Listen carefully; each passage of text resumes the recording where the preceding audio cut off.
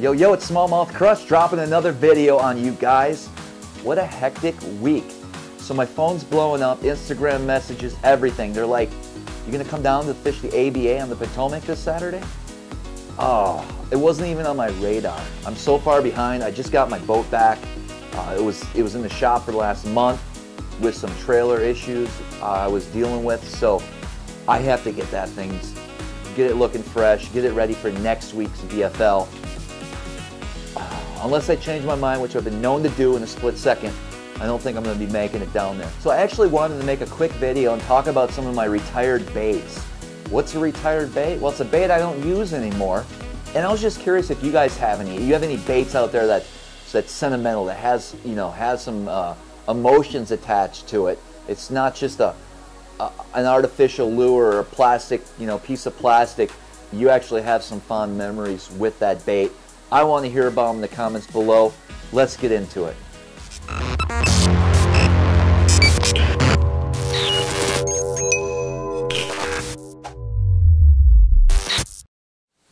We know for me there's always a handful of different baits out there that I always go back to and seem to pick up before I'll pick up another one. If it's the same lure, let's say it's a DT6 in a shad color, Helsinki. I'm going to pick up that same DT6 that I've caught numerous fish on and have an emotional connection with that bait before I pick up a brand new one out of the package. That's just me, until I lose it.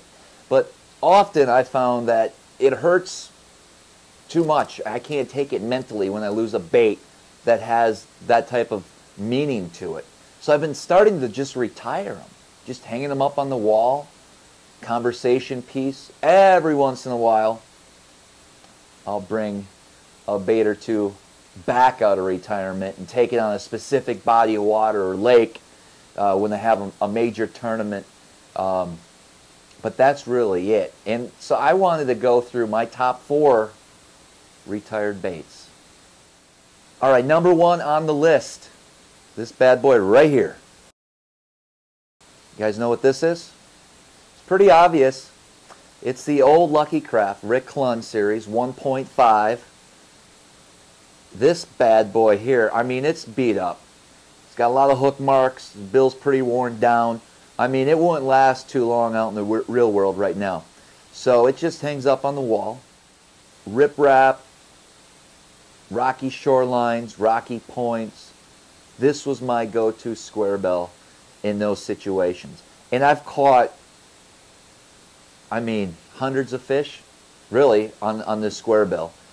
No major epic tournament wins or high finishes or any last-second heroics with this bait.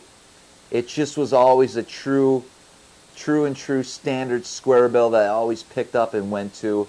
And so, I'm pretty much done with it. I have a few other square bills now that are getting just as much use and look just as bad as this one now. It's pretty much done. Now we're going to stay with the crankbait theme. Number 4 retired bait is Series 5 XD Green Gizzard, or I forgot the name of the color. It's got to be something similar to that. Beat up as well, all grinded out. This bait actually, I do have some fond memories with it. It let me down a little bit as well.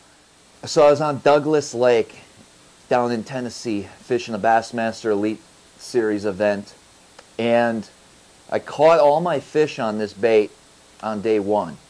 I was just cranking some bluff walls. I was on a really good solid pattern, and I think I had 16, 17 pounds that first day and was sitting right there in striking distance.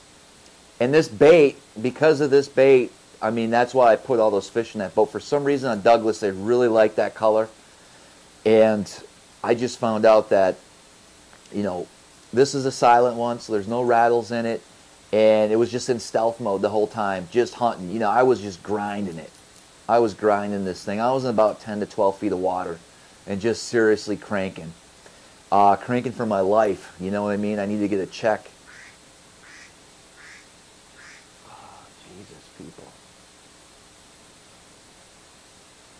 This thing was just down there grinding the rocks, doing what it's designed to do. putting some good fish in the boat for me. And so day 2, right, I'm trying to make the top 50 cut. I'm easily inside of it going into day 2. Well, turns out I caught about 16 pounds on day 2 on this bait again. But it was 16 pounds of smallmouth. My largemouth pretty much disappeared and were replaced by smallies. And I believe at that time, and it still may be the case, but on Douglas Lake there was like you could bring in one smallie, and it had to be like 20 or 19 inches or something crazy like that. I did weigh in one of them, but I had to throw back all the rest. Needless to say, it was a nail biter at the end. I was that guy right on the fence, right on the line, right on the top 50 cut after a poor performance on day 2. And I remember just sitting there in the truck waiting, checking my phone, refresh. I got bumped down to 47th, 48th. You know, we got like 10 guys to go, and I'm in 48th place. It's not a good thing. Ended up like 51st or 2nd. Just missed it by ounces. $10,000, mind you. But I'll never forget that event. I'll never forget what this bait did on day 1. And, I mean, I had a heck of a bag, even though I had to throw all those fish back on day 2. And then I also ended up catching quite a few fish on this exact bait down on Wheeler Lake as well in Alabama. So, does have some fond memories. This bad boy here is retired as well. And that's just going to hang out with that square bill. You see that bad boy right there? I'm debating between this spook and this little popar.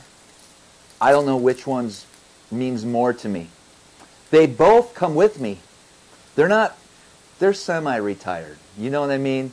They get their benefits, you know, but they're still on the payroll. Especially this guy here. This is a Hedden Poppin' Image Jr. This guy's been with me for a very long time. It was probably my first popper I ever bought when I really got into bass fishing back in 2007, 2008. Caught a lot of fish with this guy. A lot of fond memories. Done really well in a lot of major tournaments in upstate New York. Fishing this bait specifically. Won some money with it. In fact, my very last Elite Series tournament. Quick story. I'm on Lake Oneida, right? And I didn't know at the time it was going to be my last year. I was assuming I was going to carry on and continue the journey. Things didn't work out that way. However, I got on a great topwater bite.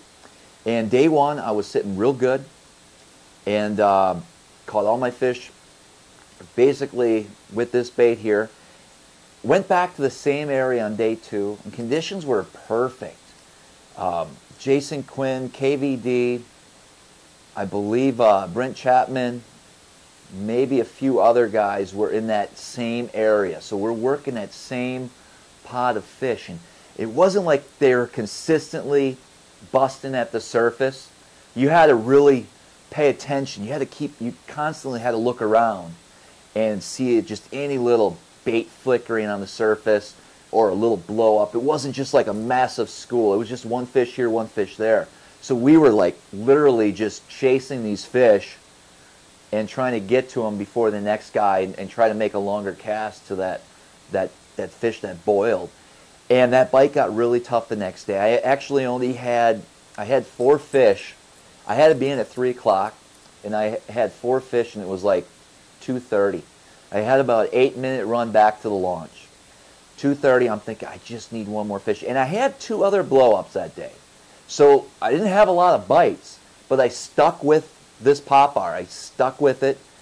And, I was nervous. I knew I wasn't going to get, I was fighting for another $10,000 check.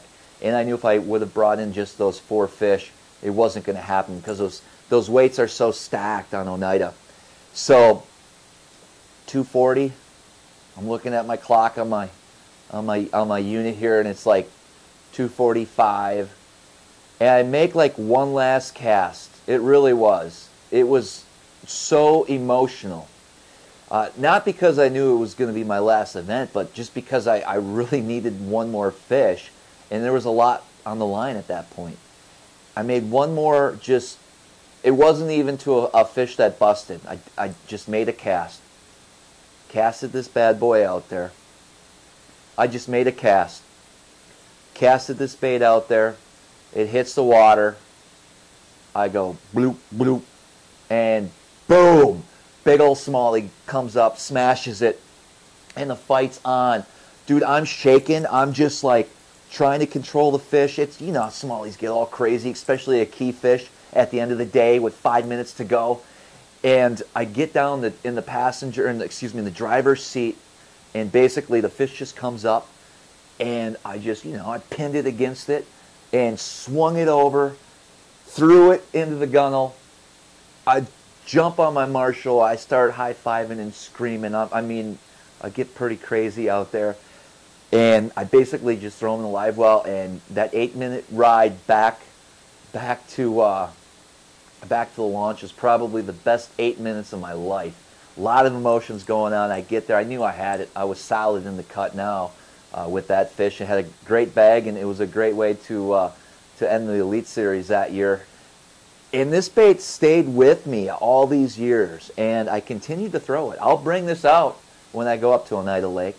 I'll bring this out on Lake Champlain. I am a little nervous, okay? I throw my pop-bars mainly on monofilament. In this case, I like to go up to, I mean, a 15 will do, but I like to go up to like a 17. And, you know, I'm worried because there's a lot of pickerel and there's a lot of northern. I almost should put this bait away permanently, but I just, I've done well after the fact in some local tournaments up there with this exact one. And, I mean, you can see it's pretty beat up. It's rough. It's rough looking. And I don't know, you know, I have other ones that are, you know, brand new out of the package.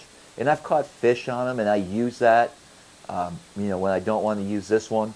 But for some reason, I just think it's the sound. It's the way that this lip is worn over the years, that it's a really good fish-producing bait. Just the way it sounds makes all the difference. You can take out a brand new bait just like it and fish them side by side, and this one will just act and work differently. Plus, it's the one I have the most confidence in, so that's key as well. I don't know what to do with this guy. I mean, literally, we'd be freaking out here if I lost this. If I lost this bait, I don't even want to think about it. Let's move on.